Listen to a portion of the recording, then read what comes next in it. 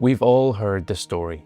Japanese tanks were bad, they were outdated, behind the times, poorly designed and deployed, and, importantly, all had very confusing names.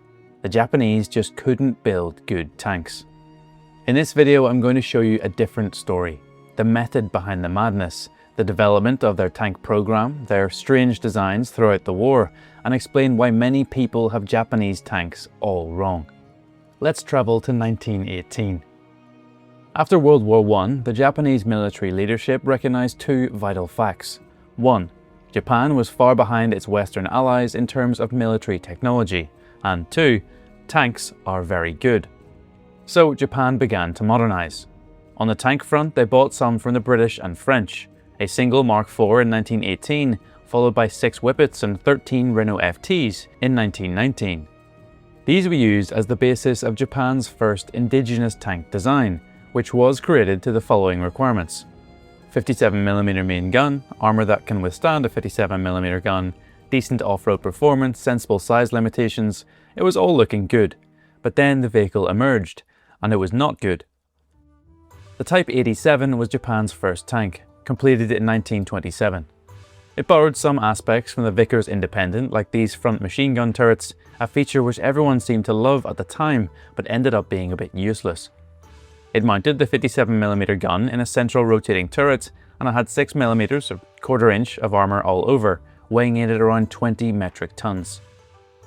The catch, of course, was that it was powered by a single V8 petrol engine, producing just 140 horsepower and leaving the Type 87 woefully underpowered. The designers were sent back to the drawing board with a new requirement added. Weight should be limited to 10 tons. As development work was underway, the Japanese bought another new toy, a Vickers Model C, delivered in March 1927. And I would never, ever accuse such an honourable nation of plagiarism, but their new vehicle, the Type 89, ended up looking remarkably similar to the Model C, with one key difference: a diesel engine. During trials, the petrol engine on the Vickers had caught fire, so the Japanese opted for a far less flammable diesel power plant, making the Type 89 the first diesel production tank in history. And it was actually quite good, better than the Vickers even. The 10-ton tank was armed with a low-velocity Type 90 57mm gun, with machine guns in the hull and, naturally, the back of the turret. The 120 horsepower diesel power plant allowed the tank to travel at about 26 km per hour. Due to a shortage of diesel engines, it ended up being produced in two types, the A and B. The A used a 100 horsepower petrol engine, had the machine gun on the right and a top hat cupola, whereas the B model used the more powerful diesel engine, the MG, on the left and a better split cupola. Japan invaded Manchuria towards the tail end of 1931, before the Type 89 could enter full-scale production. This meant the first Japanese tanks to ever see combat were actually French, Renault FTs with some newly imported Renault NC1s. The new Type 89 arrived on the scene to begin fighting around February 1932. Before we move on, let's talk about the bizarre naming scheme. Type just means model. 89 is the last 2 digits of the year it entered service. In this case, year 2589 of the Japanese calendar. Their calendar started 660 years before ours, but the last digit is the same, so 89 is 1929, 99 is 1939, etc. Just subtract 60. In the 1940s, it resets, so 1940 would be Type 100 and 1941 would be the Type 1. The actual name, Chiha, Kinu, etc. also follows a rule. The first part is the role of the vehicle. Ki is light, Chi is medium, Ju is heavy, Ho is artillery. Then the second part is the number, so Chi-E is the first medium tank, Chi-Ro is the second, Chi-Ha is the third, and so on. So the Type 98 Ki-Ni is the 4th light tank, entering service in 1938. It actually does make quite a lot of sense. The first few tanks weren't given roles though, so the Type 89 was the I-Go, which just means first vehicle. The Type 91 Heavy and Type 95 Light were the second and third vehicles, Ro-Go and Ha-Go. The Type 91 was a further development of the rejected Type 87, slightly lighter and using a more powerful 224 horsepower petrol engine to achieve similar mobility to the Type 89. It was just a bit mediocre, not really offering any advantages over the Type 89, so it was shelved. Anyway, we're getting way ahead of ourselves. The Japanese cavalry also needed a tank, one that would suit their high-speed operations. And so came the Type 92 Zhu Shokosha heavy armoured car. This was quite obviously not an armoured car, but tanks came under the control of the infantry, so it had to at least pretend not to be a tank. The American cavalry did the same thing with their combat cars. This was a smaller, faster vehicle, with 6mm of armour, a 45 horsepower engine, and 2 machine guns. It could travel as fast as 40 km per hour, but had predictably disappointing combat performance, and in the end only about 170 were ever built. The infantry was also in the process of building their own tiny tank, namely the Type 94 tankette. This was inspired by Western vehicles like the Cardin Lloyd Mark VI or the French UE, but was slightly larger than both, with a front-mounted engine and a single machine gun in the turret. The Type 94 became the most widely produced Japanese tank of the 1930s, with over 800 produced. The fighting in mainland China had shown that the Type 89 was too slow, and that the Type 92 was too lightly armed and armoured. So designers focused on creating a Goldilocks vehicle somewhere in between. This emerged as the Type 95 Ha-Go, which was powered using the same engine as the Type 89, but weighed significantly less, around 6.5 tons. It mounted a medium-velocity, dual-purpose 37mm gun and had 12mm of armour across the front and sides. The Ha-Go mounted a new, very simple bell crank suspension system and could motor along at speeds up to about 45 km per hour. The Ha-Go was a massively successful, versatile design, with over 2,300 being produced between 1936 and 1943. This prompted the army to standardise around diesel engines rather than operating with 2 separate fuel supplies. So that meant a replacement for the Type 94 tankette. This emerged as the Type 97 T-Key. And yes, I know this doesn't fit into my naming convention earlier, it means special tractor, sort of. Anyway. It was similar in size to the earlier Type 94, but with a 65 horsepower diesel engine in the rear and the gun and suspension from the Ha-Go light tank. It was in production until 1944, with around 600 of the tankettes built. The last Japanese tank to be developed during this first phase was the Type 97 medium tank, the vehicle that would form the backbone of the Japanese tank forces during the Second World War. The Japanese wanted a medium tank that could keep up with the Type 95 light tank, and by extension, the motorized infantry. Mitsubishi put forward 2 designs, the Chi-Ha, powered by a 170 horsepower diesel, and the Chi-Ni, powered by a 135 horsepower diesel. The Chi-Ha was the larger and more capable design, with the Chi-Ni being offered as a low-cost alternative. During competitive trials of the 2 tanks, the so-called China incident occurred, sparking yet another Sino-Japanese war. This increased defense spending, allowing the army to opt for the more expensive Chi-Ha with a 57mm gun, 2-man turret, 170 horsepower engine, and about 15 to 25mm of frontal armour. But Chinese forces were not modern and didn't have large numbers of tanks or anti-tank weapons. The first real test of Japan's fledgling tank force came in 1939, as Soviet and Japanese armour clashed around the Khalkhin-Gol River. Japan had deployed their first tank group, consisting of 34 Type 89s, 4 Chi-Has, 35 Ha-Gos, 10 Type 94s, and 4 T-Keys, 73 tanks and 14 tankettes. The Soviets, meanwhile, had amassed nearly 550 tanks and hundreds of armoured cars, including modern designs like the BT-5 and BT-7 fast tanks, which mounted a 45mm main gun. The Japanese, facing an enemy tank force that was superior both in quantity and quality, took heavy losses, with the first tank group losing 42 of its 73 tanks within the first 4 days of fighting, outranged by the far more powerful 45mm Soviet guns. The tanks were recalled from combat soon after, with the disparity in armour giving the Soviets a massive advantage in the battles that would follow. About a year later, the Germans would blast through Poland, France and the Low Countries, spearheading each attack with their independent panzer forces. These 2 events, a Japanese defeat and a German victory, prompted massive, rapid changes in Japanese armour theory and production. Welcome to Phase 2 of Japanese armour. Before we get into this next section, a very quick word from one human being to another. Being a military history YouTuber is quite tough at the moment. Generative AI is getting harder to spot, and human creators are being drowned out by a sea of military history slop content that YouTube doesn't seem all that interested in getting rid of. All I'm asking is for you to scroll down a bit and subscribe to my channel if you've been enjoying the video so far. It helps my videos and videos from other similar human creators get recommended to you instead of AI, which helps us both out and allows me to keep making this sort of content. Anyway, phase 2 was a three-pronged approach. First, they were going to produce more tanks, going from building about 500 tanks annually to around 1,200. Second, they were going to produce better tanks, armed with a better gun, the Type 1 47mm, a high-velocity gun that could penetrate 3 inches of armour up close and about 1.5 inches at long range. And third, they would deploy their tanks differently, focusing on independent tank formations like those used successfully by the Soviets and the Germans, rather than spreading them among infantry units as they had done in China. These were all good modern ideas. Unfortunately for the Japanese, they were just coming far, far too late, literally years behind the other great tanking nations of the time. And this is hardly surprising, as Japan just didn't have any plan to conduct large-scale armoured warfare against a modern enemy. They were using a small number of old tanks very successfully against the Chinese. Any big conflict with a great power would almost certainly be at sea, and as a result the Imperial Japanese Navy received the lion's share of military funding. Also, it's easy to fall into the trap of thinking of Japan as some forward-thinking, highly advanced industrial power like they are today. This is just not the reality. Their culture and geography meant that they had been extremely reluctant to adopt new technologies until the Meiji Restoration of 1868. This included things like steam power, railways, or even the wheel. In 1872, the Japanese had just 26 steamships in their merchant fleet, and only 29 kilometers of railway track had been laid across the entire nation.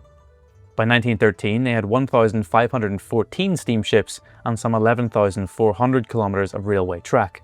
It was all just very new, and it's important to remember that.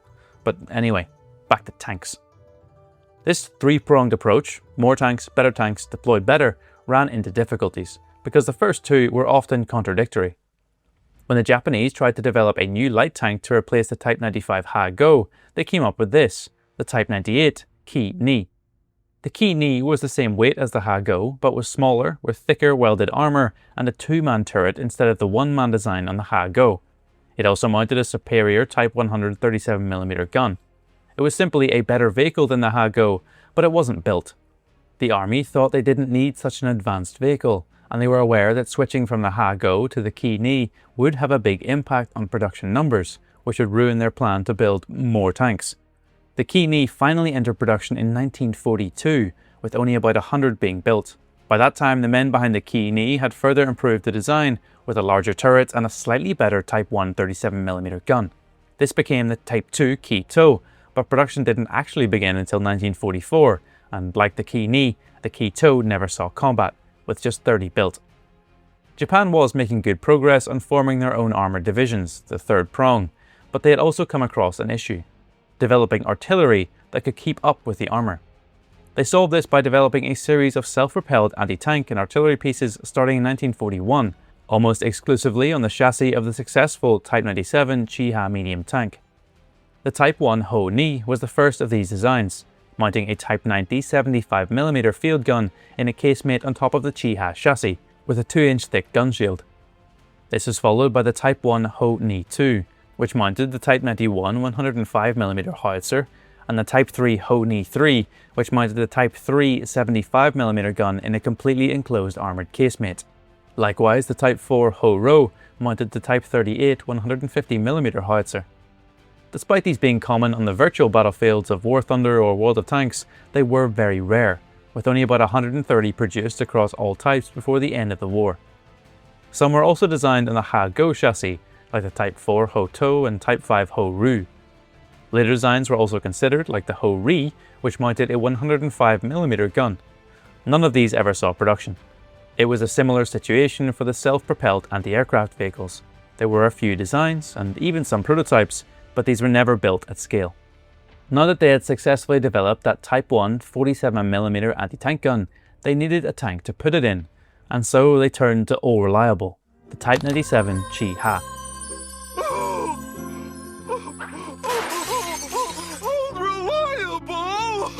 Soon, Japanese engineers had developed a larger 3-man turret for the Chi-Ha, mounting the 47mm gun.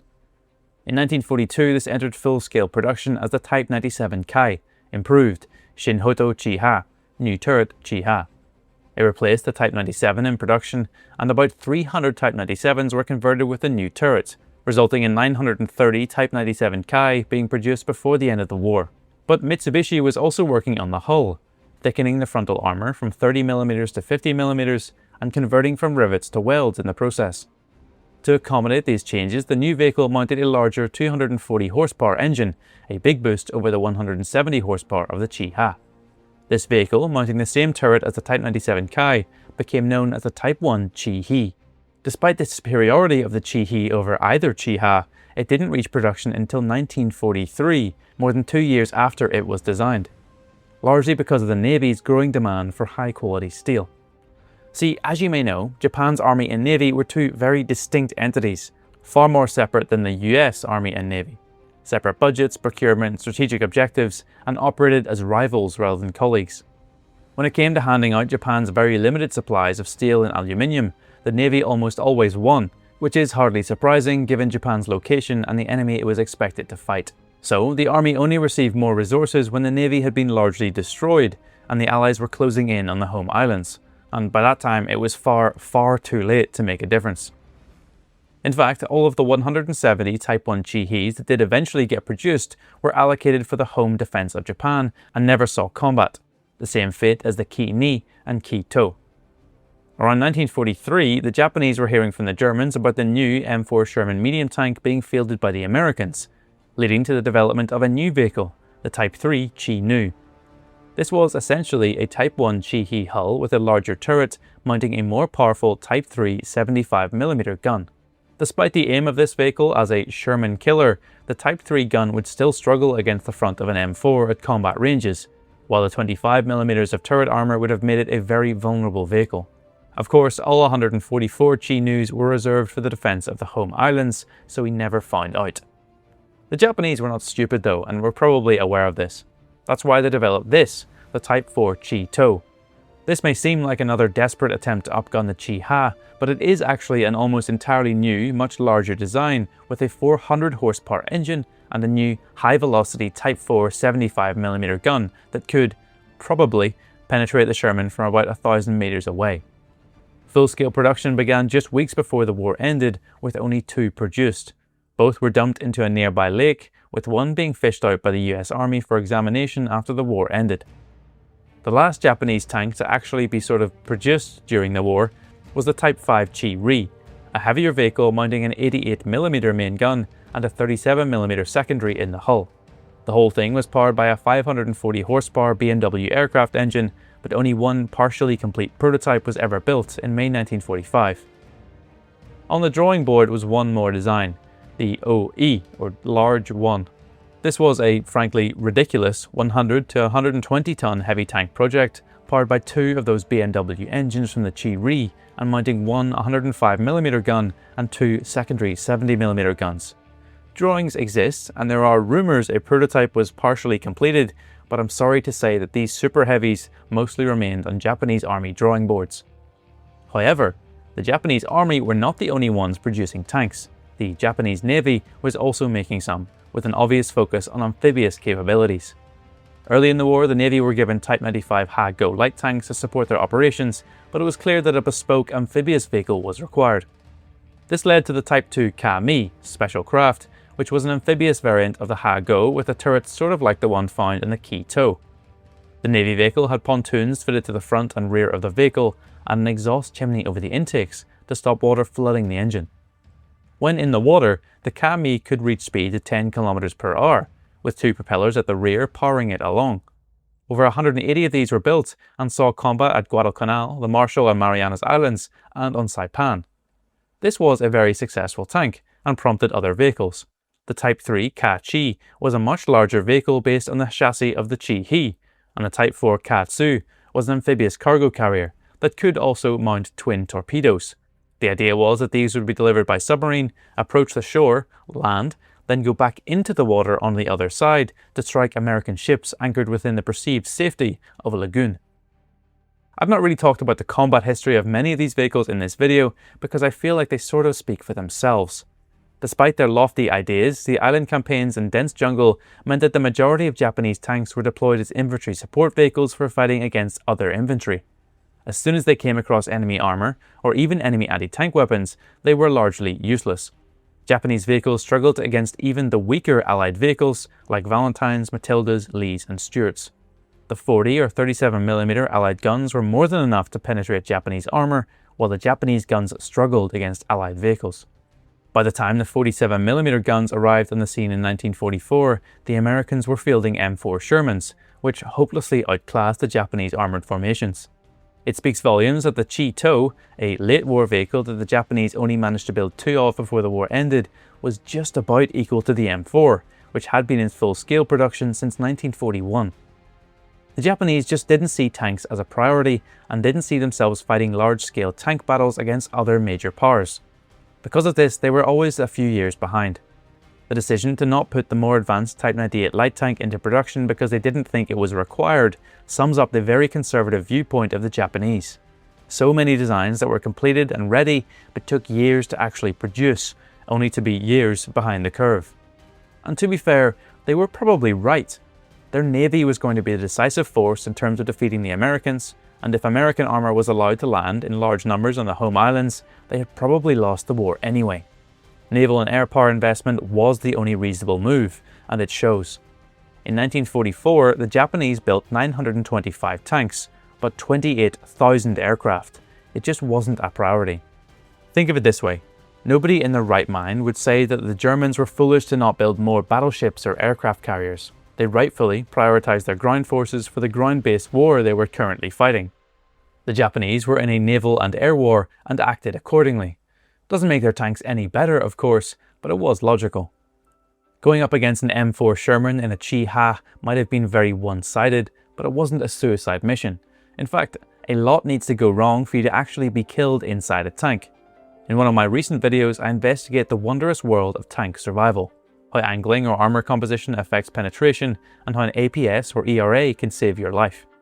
This video, as well as this one and this one, are available exclusively on my Patreon for as little as $5 a month, which also gets you early, ad-free access to all of my videos and access to the luxurious Red Wrench Lounge Discord server. Of course, thanks to all my existing Patreon supporters, and thank you for watching. I'll see you all next time.